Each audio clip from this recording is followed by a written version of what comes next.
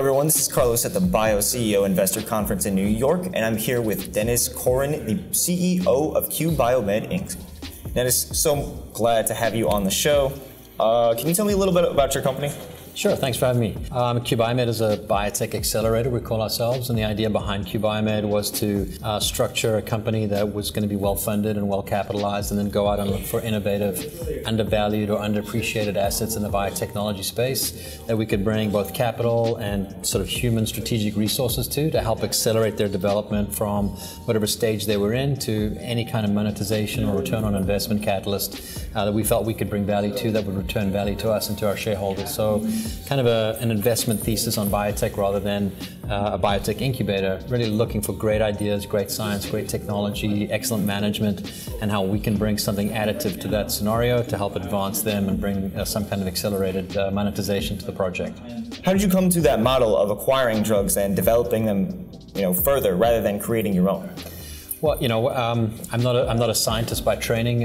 My degree is in economics and business development, and I kind of grew up in the pharmaceutical space in large pharma companies and their sales and marketing organizations, and then went to work for some smaller cap biotech companies.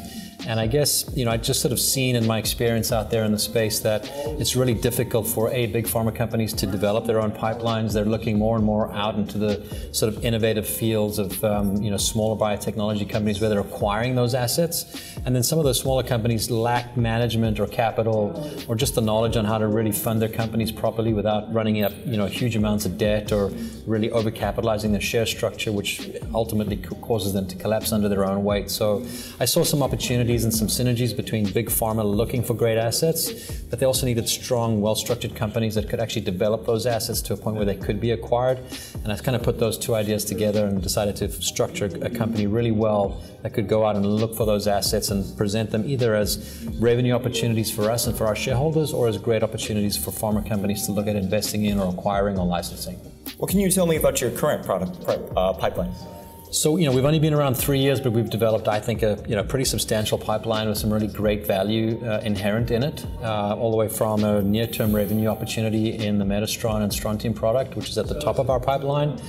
This is a product that's indicated for the treatment of metastatic cancers that is spread to the bone and the debilitating pain that causes.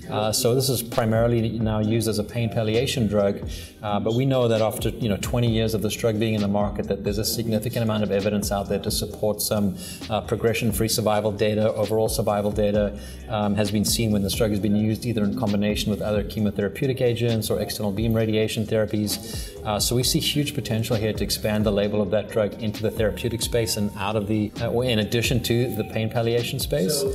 As well, we really like the opportunity to really rebrand and relaunch this product in the pain palliation market as physicians and doctors and clinicians and caregivers of patients who are, suffering in hospice care or in palliative care with this debilitating pain and that are being heavily prescribed opiates.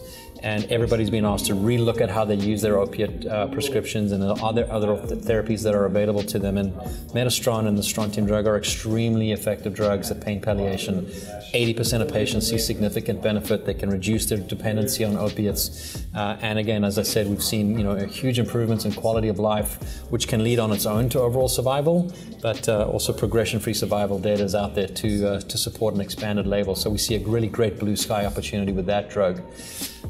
We have several other assets in the pipeline. We have an autism spectrum disorder drug that's going to be used for treating very young children who very sadly become minimally or completely nonverbal. These are kids on the autistic spectrum that are suffering from some cognitive defects and neurological defects that cause them to go further into their autistic states. They don't learn how to speak, and if they do learn to speak a little bit, they start to regress and not speak at all.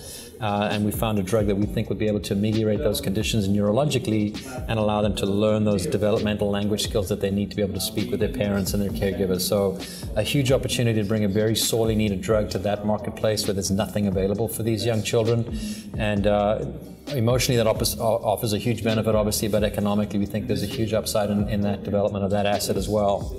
We have another oncology product that's for liver cancer, early stage, but again, $1 billion opportunity, an early stage asset that's shown some really good promise in the preclinical world. and then a glaucoma therapy that's actually a platform technology. This is another one of those multi-billion-dollar opportunities.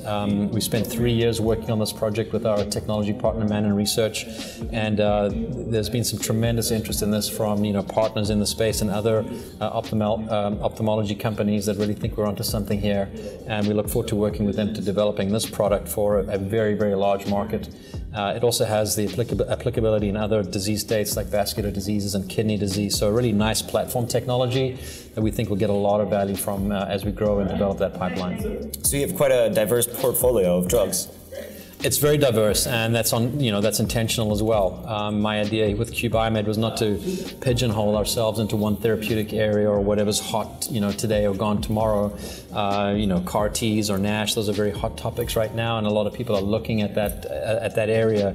We really wanted to look at anywhere where we thought there would be undervalued assets, things that needed some injection of capital or human resources to develop their value.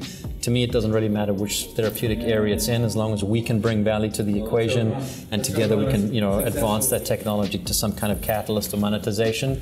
That's what's important to us and to our shareholders and our investors, and ultimately to the people that are investing in and inventing those products as well.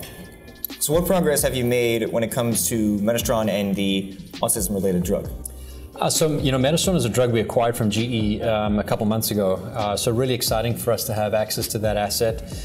It's approved in 22 countries around the world, which gives us, obviously a springboard to international or global revenue much, much quicker than we ever thought was going to be possible with our generic drug, which would have had to be registered in each one of those countries successively, and it would have cost a lot of money and taken a lot of time. So acquiring that asset and the trademarks and the market authorizations in all of those countries really accelerates our opportunity to generate revenue, and we'll be spending this 2019 year bringing each of those countries on board. You have to go through some regulatory sort of paperwork to change the ownership over to us, and then to get those regulators happy and comfortable with the drug coming out of the US rather than its former European manufacturer. So there's a little work to be done, but it gives us access to 22 countries really quickly, and the opportunity to grow those markets and the revenue, and to partner with different partners in those different jurisdictions, whether it's distributors or other manufacturers. So it gives us some global scope and opportunity to make global revenues fairly quickly. So we're really excited about that. Great to hear. Now, looking forward, would you say that mergers and acquisitions in the pharmaceutical industry is going to be a theme in 2019 as it has been in 2018? Yeah, I think large pharma's constantly looking for new innovative ideas, and a lot of those new innovative ideas are coming out of smaller companies just like QBIOMed.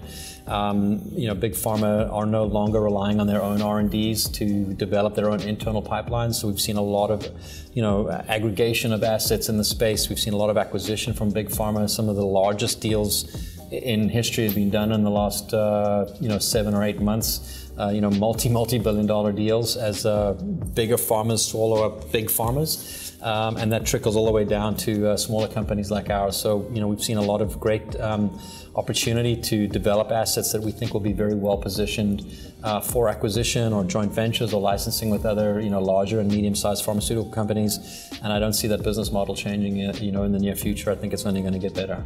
Well, thanks for shedding some insight. This has been Denis Corin of QBIOMed Inc. Thank you for coming to my show.